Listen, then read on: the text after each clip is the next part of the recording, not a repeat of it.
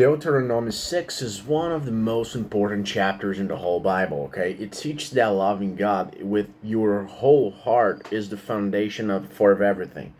It's where we find the famous Shema, the Jewish daily prayer, and a truth that Jesus also highlighted as the greatest commandment, okay?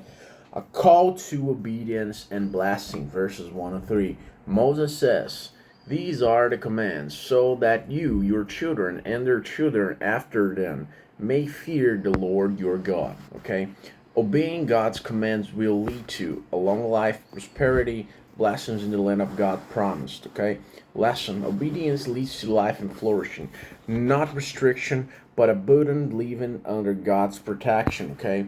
Second, the Shema, love the Lord your God, verses 4 to 9. This is the most central part, okay? Hear, O Israel, the Lord our God, the Lord is one. Love the Lord your God with all your heart, and with all your soul, and with all your strength, okay? Moses commands them to keep these words in their hearts, teach them diligently to their children, talk about them at home, while traveling, when waking, and when going to sleep. Tie them on their hands and foreheads, symbols, okay? And write them on door frames and gates, right? Lessons. Loving God is not just a feeling, it's an all day, every day of life. Also, faith is meant to be central, visible, and taught constantly, okay? So the third part encompasses warnings about prosperity and forgetting God, verses 10 and 19. Moses warns, when you eat and are satisfied, be careful that you do not forget the Lord, okay?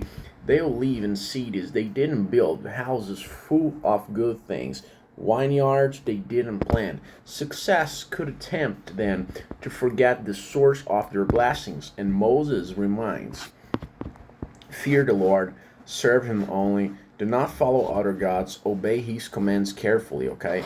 Lesson: comfort and prosperity can make people spiritually lazy if they aren't vigilant, right? So, teaching the next generation, verses 20 to 25. When children ask, why do we follow these laws? Parents should explain how God rescued them from slavery in Egypt, how God gave good laws for their protection and blessing, and that obedience is righteousness and life. Lessons: faith must be explained, not just modeled. Storytelling about God's works is critical for passing on faith, okay?